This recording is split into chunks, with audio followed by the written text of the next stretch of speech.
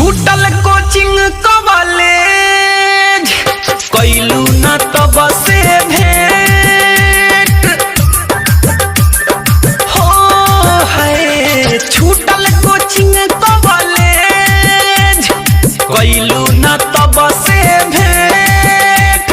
चैत बैसाख बीतल जेठ है, सावन ले कोई वेट। हमके छोड़ी मैरिज गोरी कैलू दूसरा से सेट। कि तोरा चाहत में होके पगले ठाई पगला धुकता रोज सिगरेट। हम तोरा चाहत में होके पगले ठाई पगला धुकता रोज सिगरेट।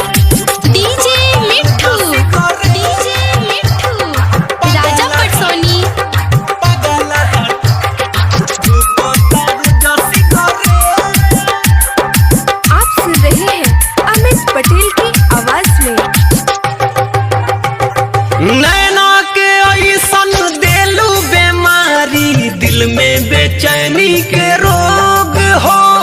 केहू गजेड़ी केहू शराबी, कहता गाँव भर लोग हो। नैना के ऐसन देलू बेमारी, दिल में बेचैनी के रोग हो। केहू गजेड़ी केहू शराबी, कहता गाँव भर लोग हो। देलू साजा मोर जाना जा निकलिया जे के डेट। कि तोरा चाहत में होके पगले ठाई पगला धुकता रोज सिगरेट। तोरा चाहत में होके पगले ठाई पगला धुकता रोज सिगरेट।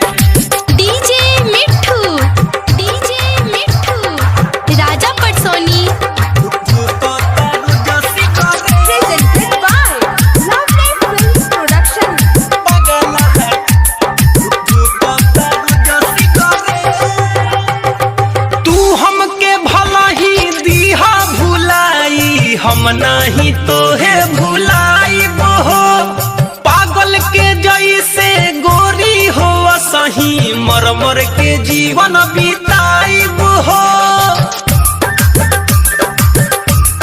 हाँ तू हमके भला ही दीहा भुलाई, हम नहीं तो है भुलाइब हो।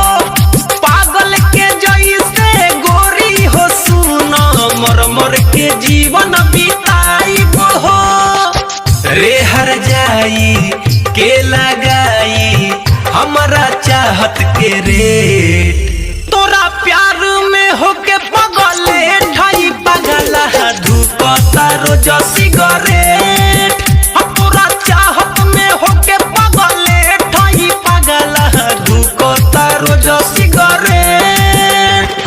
छूटल कोचिंग कॉलेज कैलू न तो बसे भेंट। चैत बैसाख बीतल जेठ है, सावन ले कोई वेट। हमके छोड़ी मैरिज गोरी कैलू दूसरा से सेट।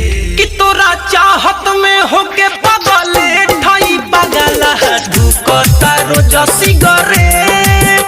हम तोरा चाहत में होके पगले ठाया मितावा धुकता रोज सिगरेट। अब गजो पिए।